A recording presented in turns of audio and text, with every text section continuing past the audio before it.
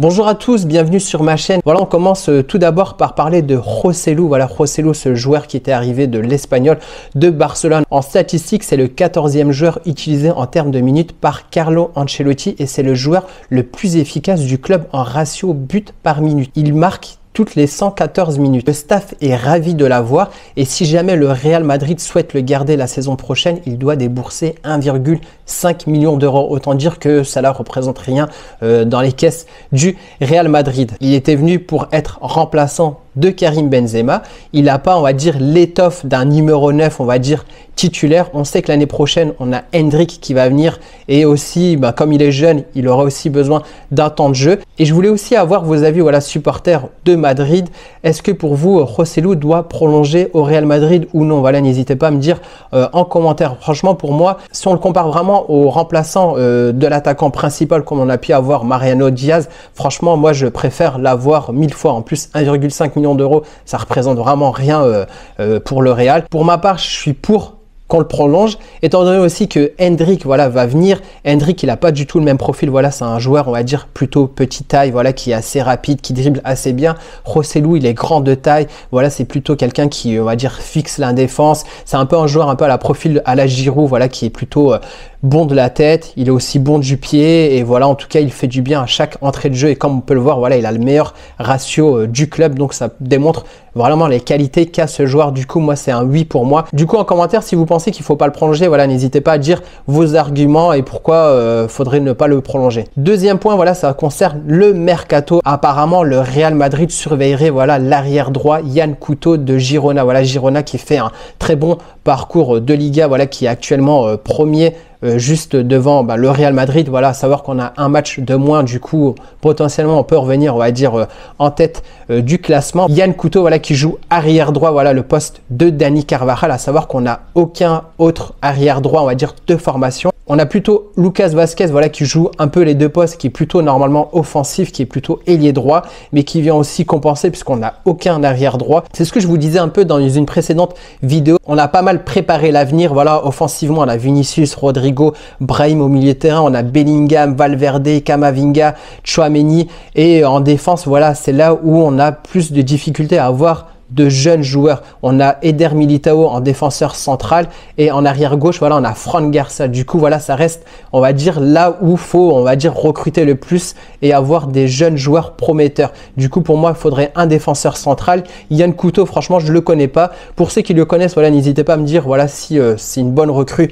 pour le Real ou non. Mais en tout cas, voilà, le Real surveille de près ce joueur. Autre point, je voulais aussi revenir sur la saison que fait Tchouaméni et des statistiques, voilà, qui sont dingues. Le Real Madrid avec Tchouaméni en titulaire, je dis bien en titulaire, reste invaincu. Et si on regarde les statistiques qu'il a eu lors du dernier match d'Almeria, voilà, c'était des super statistiques. Il a fait une passe, 2 chances créées, 8 récupérations, 2 blocs, 2 interceptions et 7 duels remportés sur 10. Voilà, match stratosphérique. En tout cas, voilà, il nous fait, on va dire, oublier Casemiro, voilà, qui était quand même, on va dire, indétrônable dans ce poste de sentinelle. Je sais pas ce que vous en pensez, vous. Pour moi, Tchouaméni doit rester titulaire sur tous les matchs. Il doit être un titulaire indiscutable, voilà, dans cette position, on va dire, de sentinelle, voilà, juste devant la défense. À savoir qu'il a aussi des fois pallié quelques absences défensives en jouant défenseur central. Mais pour moi, ça peut l'amener qu'à se développer un peu plus. Comme je vous l'avais dit, Camavinga, voilà, qui avait des fois compensé en arrière gauche, voilà, qui avait fait quand même du bon boulot. Voilà, je le trouvais quand même excellent en arrière gauche.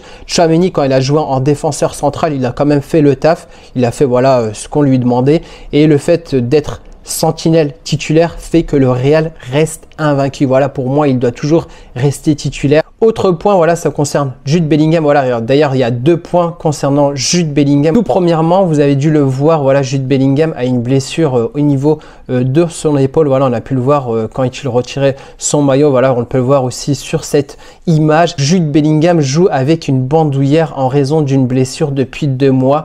Et en tout cas, ça l'empêche pas, voilà, de faire des matchs de grande prestations XXL, voilà, comme ces derniers matchs, voilà, que ce soit contre Almeria, contre le Barcelone, etc. Voilà, en tout cas, il est vraiment hyper performant. En tout cas, ce qui est bien, enfin, Je pense que c'est une bonne chose quand même, parce que pour moi, l'effectif du Real Madrid était globalement fatigué contre Almeria. Voilà, il a été suspendu pour le prochain match de Las Palmas. Ça va lui permettre quand même de se rétablir et j'espère quand même que cette blessure, on va dire à l'épaule, ne la gênera pas pour les prochains matchs. En février, on va quand même enchaîner l'Atlético de Madrid. Voilà, ce sera le match retour. Ensuite, match retour contre Girona et ensuite Ligue des Champions contre Leipzig. Voilà, autant dire qu'on aura vraiment besoin de l'effectif au complet et vraiment en bonne forme du Real Madrid, voilà, pour ces rencontres-là. Et le deuxième point, voilà, concernant Bellingham, une photo, voilà, que j'ai trouvée sur Internet, voilà, qui montre, on va dire, toutes les notes de Bellingham, voilà, depuis qu'il est venu au Real Madrid, et voilà, c'est des super bonnes notes. Et là où on a des étoiles, voilà, ça veut dire qu'il était élu homme du match, voilà, sur cette notification. Et si on rappelle, on va dire les statistiques de Bellingham depuis le début de saison, c'est 25 matchs joués, 18 buts, 8 passes décisives et 12 fois homme du match.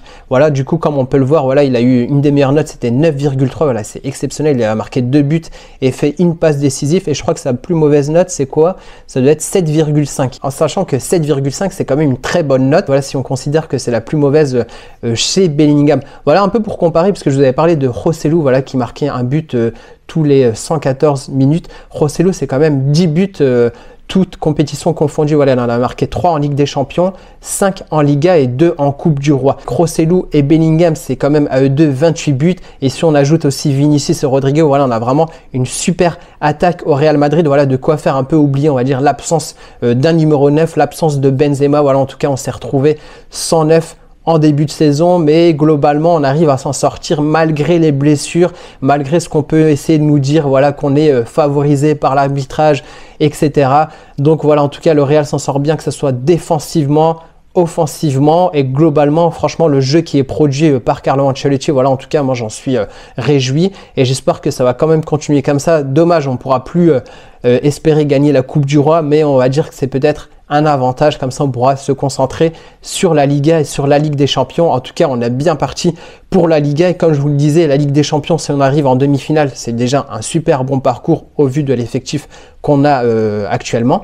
Et si on arrive, on va dire, à aller un peu plus loin, tout dépend aussi, on va dire, des tirages au sort. Forcément, si tu tombes, je ne sais pas, sur City ou le Bayern dès les quarts de finale, voilà, ça peut être très très compliqué. Mais en tout cas, voilà, si on arrive à avoir, on va dire, un club moyen en quart de finale et après, pourquoi pas tomber à partir de la demi sur le Bayern et pourquoi pas en finale contre City, là on peut espérer que le Real va aller très loin dans cette compétition là.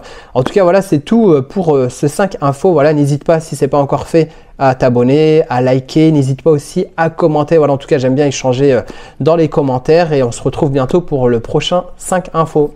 Ciao.